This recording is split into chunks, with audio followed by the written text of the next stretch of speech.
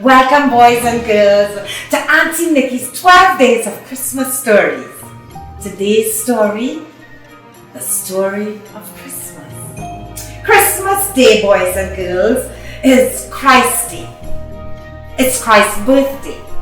And I want to tell you why we love it so much and why we try to make everyone happy when it comes each year. And long time ago, more than 1800 years, the baby Christ was born on Christmas Day. A baby so wonderful, so beautiful, who grew up to be a man so wise, so good, so patient and sweet that every year, the people who know about him love him better and better, and are more and more glad when his birthday comes again. You see, that he must have been very good and very wonderful for people to have always remembered his birthday and kept it lovingly all these years. He was born many years ago in a land far away across the seas. Before the baby Christ was born, Mary, his mother, had to make a long journey with her husband Joseph. They made this journey to be taxed or counted, for in those days this could not be done in their town where people happened to live, but they must be numbered in the place where they were born. In that far off time, the only way of traveling was on a horse or a camel or a good patient donkey. Camels and horses cost a great deal of money, and Mary was very poor. So she rode on a quiet, safe donkey, while Joseph walked by her side, leading him and leaning on his stick. Mary was young and beautiful, I think, but Joseph was a great deal older than her. People dress nowadays in those distant countries just as they did so many years ago. So we know that Mary must have worn a long, thick dress falling all about in heavy folds, and that she had a soft white veil over her head and neck and across her face. Mary lived in Nazareth, and the journey there, they were making it to Bethlehem, many miles away.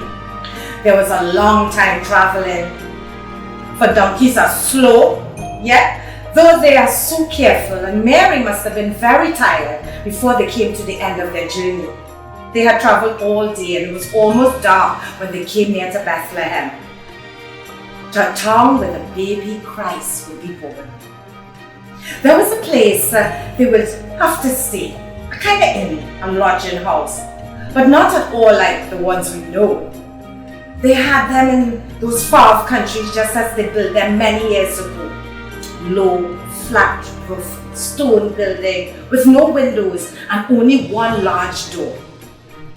There were no nicely furnished bedrooms inside and no soft white beds for the tired travelers. There were only little places built into the stones of the wall. No pretty garden was in front of the inn, or the road ran close to the very door so that its dust lay upon the door sill. All around the house, a high rocky hill at the back, a heavy stone fence was built so that people and the animals inside might be kept safe. Mary and Joseph could not get very near the inn, for the whole road in front of them was filled with camels and donkeys and sheep and cows, while a great many men were going to and fro taking care of the animals. Some of these people had come to Bethlehem to pay their taxes, as Mary and Joseph had done, and others were staying for the night on their way to Jerusalem, a large city a little further on.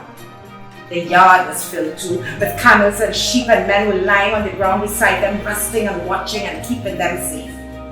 The inn was so full and the yard was so full of people that there was no room for anybody else, and the keeper had to take Joseph and Mary through the house back to the high hill, where they found another place that was used as a stable. This had only a door and a front, and the deep caves were behind, stretching far into the rocks. this was a spot where Christ would be born? Oh my God, this place was awful. But Mary was glad to be there after all. When the Christ child came, he was like all the other babies and had so lately come from heaven that he was happy anywhere. There were mangers all around the cave where the cattle and sheep were fed, and great heaps of hay and straw were lying on the floor.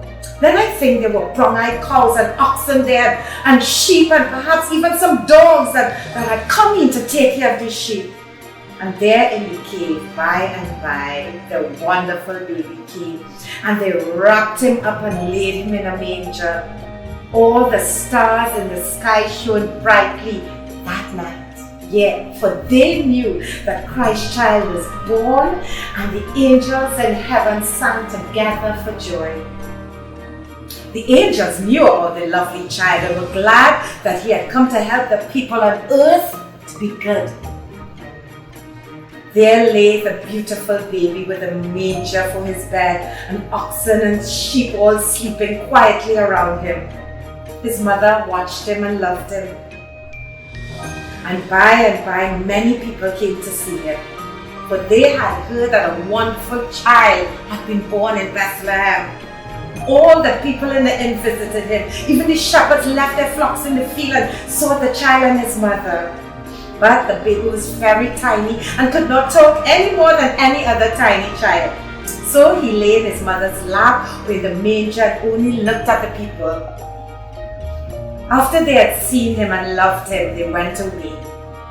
After a time, when the baby had grown larger, Mary took him back to Nazareth. And there he lived and grew up. And he grew to be such a sweet, wise, loving boy, such a tender, helpful man. And he said so many good and beautiful things that everyone loved him who knew him. Many of the things he said are in the Bible, and a great many beautiful stories of the things he used to do while he was on earth. He loved little children like you very much, and often used to take them up in his arms and talk to them. And this is the reason we love Christmas Day so much. And we try to make everybody happy when it comes around each year.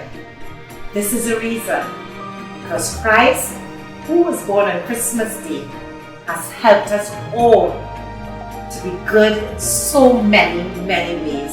And because he was the best Christmas present the great world ever had. Merry Christmas.